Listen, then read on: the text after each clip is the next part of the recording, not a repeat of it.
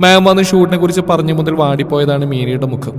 ഒട്ടും താല്പര്യമില്ലെങ്കിൽ പോലും ആരെയും എതിർത്ത് ശീലമില്ലാത്തവൾ അനുസരണയോടെ കയ്യിലെടുത്തു വെച്ച ബുക്കുമായി ഇട്ടിരിക്കുന്ന ബെഞ്ചിലേക്ക് ഇരുന്നു. ചുറ്റുമിരിക്കുന്ന ബാക്കിയുള്ളവരൊക്കെയും എക്സൈറ്റ്മെന്റിൽ തന്നെയാണ്. എല്ലാവരോടും നോർമലായിട്ട് ബിഹേവ് ചെയ്യണമെന്ന് മാം പ്രത്യേകം പറഞ്ഞേൽപ്പിച്ചുകൊണ്ട് സന്തോഷമൊന്നും മുഖത്ത് പ്രകടിപ്പിക്കാതെയാണ് ഇരുത്തം. ഏറെ നേരത്തിന് ശേഷം എല്ലാവരും റെഡിയായി ലൈബ്രറിയിലേക്ക് എത്തിയിരുന്നു. ബ്ലാക്ക് ഷർട്ടിൽ തീർത്തും ഹാൻസം കോളേജ് ഹീറോ ആയി ഗാർഡ്സിനൊപ്പം കയറി വന്ന ഏജയെ കുട്ടികളെല്ലാം അത്ഭുതത്തോടെയും ആരാധനയോടെയും നോക്കി. ഡയറക്ടറോട് എന്തോ സംസാരിച്ചുകൊണ്ട് തിരിഞ്ഞ അവന്റെ നോട്ടവും അവർക്ക് നേരെ ചെന്നു. എല്ലാവർക്കും ഒരു പുഞ്ചിരി സമ്മാനിച്ചുകൊണ്ട് മുഖം തിരിക്കുമ്പോൾ ഇതിലൊന്നും ശ്രദ്ധ ചെലുത്താതെ ജനലിലൂടെ പുറത്തേക്ക് നോക്കിയിരിക്കുന്ന രൂപം അവന്റെ കണ്ണുകൾ ഒപ്പിയെടുത്തു. തെളിഞ്ഞൊരു കൗതുകത്തോടെ നോക്കി നിന്ന് പോയിരുന്ന ഒരു നിമിഷം അവൻ, സർ ഷോട്ട് റെഡിയാണോ? ഡയറക്ടർ പറഞ്ഞതും ഒരിക്കൽ കൂടി ജനലോരം ചേർന്നിരിക്കുന്നവരുടെ നീളമുള്ള ചുരുള മുടിയഴികളിൽ നോട്ടം പായിച്ചുകൊണ്ട് അവൻ തിരിഞ്ഞു നടന്നു. അപ്പോഴേക്ക് റീനയെ റെഡിയായി എത്തിയിരുന്നു. വൈറ്റ് അനാർക്കലി ഡ്രസ്സിൽ സുന്ദരിയായി എത്തിയവൾ എല്ലാവരുടെയും ശ്രദ്ധ പിടിച്ചുപറ്റിയിരുന്നു. ഒരു നിമിഷം ലൈബ്രറിയിൽ ഇരുന്ന മാമിന്റെയും കുട്ടികളുടെയും ശ്രദ്ധ അത്ഭുതത്തോടെ മീരയുടെ നേരെയും പാഞ്ഞു. റീന ഇട്ടിരിക്കുന്ന അതേ മോഡൽ അനാർക്കലിയാണ് മീരയും. പക്ഷേ ഇട്ടിരിക്കുന്നവർ തമ്മിൽ രാവും പകലും തമ്മിൽ വ്യത്യാസമുണ്ടെന്ന് മാത്രം. മീര ഒരു മാലാഖ പോലെയാണെങ്കിൽ അവളുമായി നോക്കുമ്പോൾ യാതൊരു പ്രത്യേകതയും ഇല്ലാത്തൊരു പെണ്ണ് തന്നെയാണ് റീന. ഇതിപ്പോ നായികയേക്കാൾ സുന്ദരി കോഹാർട്ടിസ്റ്റ് ആണല്ലോ. അടുത്തിരിക്കുന്ന കുട്ടികൾ ഒരു ചിരിയോടെ മീരയും റീനയും മാറി മാറി നോക്കിക്കൊണ്ട് പറഞ്ഞതും ബാക്കിയുള്ളവരൊന്ന് ചിരിച്ചു. ഫിലിം ക്രൂ ഇതൊന്നും ശ്രദ്ധിച്ചതേയില്ല. Start camera rolling sir, action! Director പറഞ്ഞതും ഷൂട്ട് തുടങ്ങി. ലൈബ്രറിയിൽ വെച്ച് നായികയോട് മോശമായി പെരുമാറുന്ന സാറിനെ എടുത്തിട്ടടിക്കുന്ന നായകന്റെ സീനാണ്. ആക്ഷൻ പറഞ്ഞതും ഏജയുടെ ഫൈറ്റ് സീനായിരുന്നു. ആദ്യത്തെ അടി വീണപ്പോഴേ മീരടക്കം എല്ലാവരും ഞെട്ടി എഴുന്നേറ്റ് പോയി.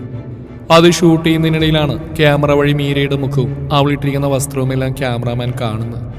ഒരു നിമിഷം മുന്നിൽ കാണുന്ന പെണ്ണിന്റെ ചേലിൽ മതിമറന്ന് നോക്കി നിന്ന് പോയിരുന്നു അയാൾ. ഫൈറ്റ് തുടരുന്നതിനിടയിൽ അടികൊണ്ട് സാറ് നേരെ വീഴുന്നത് മീരയുടെയും അവൾക്കടുത്തുന്ന പെൺകുട്ടിയുടെയും മുമ്പിലാണ്. ഡയറക്ടർ ഉൾപ്പെടെ എല്ലാവരും അപ്പോഴാണ് അവളെ ശ്രദ്ധിക്കുന്നത്. പെണ്ണിനെ നോക്കി ഞെട്ടലോടെ നിന്നപ്പോഴേക്കും നിലത്ത് വീണ സാറിന്റെ നെഞ്ചിൽ ചവിട്ടി നിന്ന് മുഖമുയർത്തി നോക്കാതെ ഇട്ടിരിക്കുന്ന ഡ്രസ്സ് മാത്രം കണ്ട് മുന്നിൽ നിൽക്കുന്നവരുടെ കയ്യിൽ പിടിച്ചു വലിച്ച് നെഞ്ചിലേക്ക് ഇട്ടവൻ. ഒരു നിമിഷം റീനടക്കം എല്ലാവരും സ്റ്റക്കായി നിന്നുപോയി. പൊതുവെ ദേഷ്യക്കാരനല്ലെങ്കിൽ കൂടിയും ഇത്തരം കാര്യത്തിലുള്ള അശ്രദ്ധ അവന് ദേഷ്യം പിടിപ്പിക്കുമെന്നറിയാം എല്ലാവർക്കും. അതിന്റെ ഒരു ഭയം ഏവരിലും മുന്നിട്ട് നിന്നു.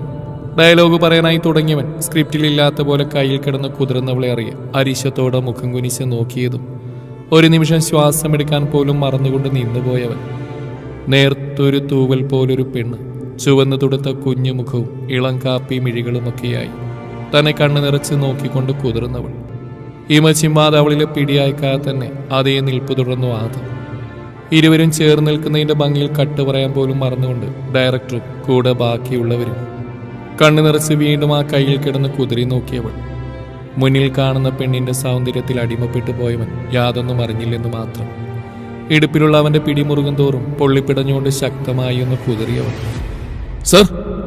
എല്ലാം കണ്ട് സ്റ്റെക്കായി നിന്ന ഡയറക്ടർ വിശാൽ ഒരു നിമിഷം സ്വബോധം വീണ്ടെടുത്ത പോലെ ഉറക്കെ വിളിച്ചുപോയി. ഏതോ ലോകത്തെന്ന പോലെ അവൾ ഇമച്ചിമാതെ നോക്കിയവൻ ഒരു ഞെട്ടലോടെ മുഖമുയർത്തി വിശാലിനെ നോക്കി.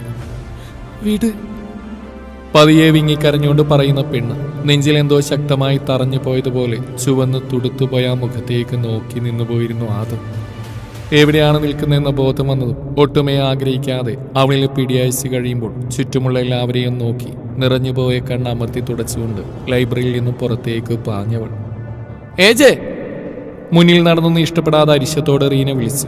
ആ നിമിഷമൊക്കെയും കാരവാനിൽ വെച്ച് അല്പം മുമ്പ് അവൻ പറഞ്ഞ വാക്കുകളായിരുന്നു അവളിൽ. അകലാതിരിക്കാൻ മാത്രം എന്നെ മോഹിപ്പിക്കുന്നൊന്നും നിന്നിലില്ല റീന. കൈയുടെ മുഷ്ടി ചുരുട്ടി പിടിച്ചുകൊണ്ട് ഉള്ളിലെ അരിശം മടക്കി നിർത്തിയവൾ. തന്നിലും അധികം സുന്ദരിയായ ഒരു പെണ്ണിനോട് തോന്നുന്ന അസൂയക്കൊപ്പം ആരും മോഹിക്കുന്ന ഒരുവന്റെ മോഹം നിറഞ്ഞ കണ്ണുകൾ അവളിൽ പതിച്ചു എന്നതിന്റെ പകയും അവളിൽ മുന്നിട്ട് നിന്നു. അറിയോ ഓക്കെ സർ? PA ശർമ്മയുടെ ചോദ്യം കേട്ടതും ആദമൊന്ന് തിരിഞ്ഞ് എല്ലാവരെയും നോക്കി. ശേഷം ആരോടും ഒരു വാക്ക് പോലും പറയാൻ നിൽക്കാതെ പുറത്തേക്ക് നടന്നു. കൂടെ വരാൻ തുടങ്ങിയ ഗാർഡ്സിനെയും PAയും ഒരു നോട്ടം കൊണ്ട് വിലക്കി നിർത്തിക്കൊണ്ട് തനിയെ കാരവാനിലേക്ക് കയറിയവൻ. അയ്യോ, എന്താ കരയല്ലേ? അറിയാതെ സംഭവിച്ചല്ലേ? അതിനിങ്ങനെ കരയല്ലേ പെണ്ണേ? ധോനി അവളെ ചേർത്ത് പിടിച്ച് സമാധാനിപ്പിക്കുകയാണ്. ചുറ്റും ക്ലാസ്സിലെ ബാക്കിയുള്ളവരുമുണ്ട്. ലൈബ്രറിയിൽ വെച്ച് നടന്നെല്ലാം നിമിഷ നേരം കൊണ്ട് കോളേജ് മുഴുവൻ അറിഞ്ഞു കഴിഞ്ഞിരുന്നു. വിവരമറിഞ്ഞ് പലരും വന്ന് ചോദ്യങ്ങളും മറ്റുമായി പൊതിയുമ്പോൾ വല്ലാതെ മടുത്തുപോയിരുന്നു മീര. ആരെന്ന് പോലും അറിയാത്തൊരാൾ തന്നെ തൊട്ടതും ചേർത്ത് പിടിച്ചതൊന്നും ഇഷ്ടമായിരുന്നില്ല അവൾക്ക്. അത്രയും സങ്കടം നിറഞ്ഞു പോയി ഉള്ളിൽ. ഒപ്പം പലവിധത്തിലുള്ള ചോദ്യങ്ങളും. നമുക്ക് പോകാൻ പൊന്നു. മുഖമൊന്ന് അമർത്തി തുടച്ചുകൊണ്ട് അവൾ ചോദിക്കുമ്പോൾ അതാവും ശരിയെന്ന് ധ്വനിക്കും തോന്നിപ്പോയി. പലരും ചോദിക്കുന്ന ചോദ്യങ്ങൾ ധ്വനിക്ക് പോലും ദേഷ്യം തോന്നിക്കുന്നുണ്ട്. എങ്ങനെ ഹോട്ടാണോ? ചേർന്ന് നിന്നപ്പോൾ എന്ത് തോന്നി മീര? തുടങ്ങിയ അത്രയും ചോദ്യങ്ങളാണ്. എന്തുത്തരം നൽകണം ഇതിനൊക്കെ? ആരോടും ഒന്ന് എതിർത്ത് പോലും സംസാരിക്കാൻ അറിയാത്തവൾക്ക് കരയാൻ ഇതൊക്കെ തന്നെ ധാരാളമാണ് താനും. പിന്നെ അധിക സമയം അവിടെ നിന്നില്ല. ധ്വനി വേഗം ദൈവിക്കിനെ കോൾ ചെയ്ത് വരാൻ പറഞ്ഞുകൊണ്ട് മീരയും കൂട്ടി പുറത്തേക്ക് ഇറങ്ങി. മിഴികളടച്ച് അവളുടെ മുഖം മനസ്സിലേക്ക് ആവാഹിച്ചുകൊണ്ട് ചേറിലായി കിടപ്പാണ് ആദം. പൂ പോലൊരു പെണ്ണ് തന്നിലേക്ക് ചേർന്ന് അവിടെ കുഞ്ഞുടലും അതിൻ്റെ വിറയലും. വല്ലാത്തൊരു പുഞ്ചിരി അവൻ്റെ ചുണ്ടിൽ വിടർന്നുപോയി. ദേഹത്തിന് ഇപ്പോഴും അവളുടെ സുഗന്ധമാണെന്ന് തോന്നിപ്പോയവന് ചന്ദനഗന്ധം. ഒരു നിമിഷം കൊണ്ട്, ഒരു നോട്ടം കൊണ്ട് തൻ്റെ ഉടലിനെ ഒന്നാകെ ത്രസിപ്പിച്ചു പോയൊരു പെണ്ണ്. സർ, അരികിൽ വന്നിരുന്നുകൊണ്ട് ശർമ്മ വിളിച്ചതും അത്ര നേരം മീരയുടെ ചിന്തകളിലായിരുന്നു അവൻ മുഖമുയർത്തി അയാൾ ഉറ്റുനോക്കി.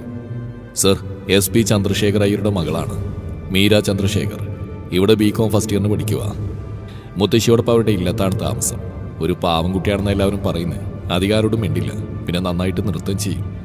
താൻ അറിഞ്ഞ കാര്യങ്ങളൊക്കെയും ആദത്തിനോട് പറഞ്ഞു കൊടുക്കുമ്പോൾ വല്ലാത്തൊരു വിഷമം തോന്നിപ്പോയിരുന്ന ശർമ്മയ്ക്ക്.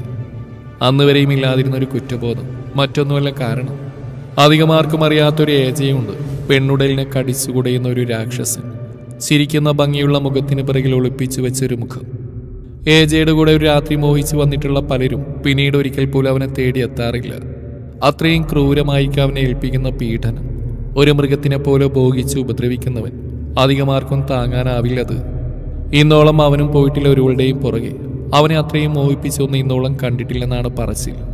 എന്നാൽ തേടി വരുന്നവരെ നിരാശരാക്കാറുമില്ല. പക്ഷെ ആദ്യമായി ഒരുവൾ അവൻ്റെ കണ്ണുകളെ മോഹിപ്പിച്ചിരിക്കുന്നു. അവളുടെ ഗന്ധം പോലും അവനിലെ പുരുഷനെ ഉണർത്തുന്നു. നാളെ രാത്രി തന്നെ വേണം എനിക്ക് അവിടെ. സർ, ഒരു ഞെട്ടലോടെ വിളിച്ചു പോയിരുന്ന ശർമ്മ. ഇതുവരെ ഇങ്ങനെ ഒരു കാര്യം ആവശ്യപ്പെട്ടിട്ടില്ല. അതുപോലെ ആ കുട്ടി ഇതിന് സമ്മതിക്കുന്നു തോന്നുന്നില്ല. അങ്ങനെ ഒരു കൊച്ചല്ലാതെ അന്വേഷിച്ചപ്പോൾ തന്നെ അറിഞ്ഞതാണ്.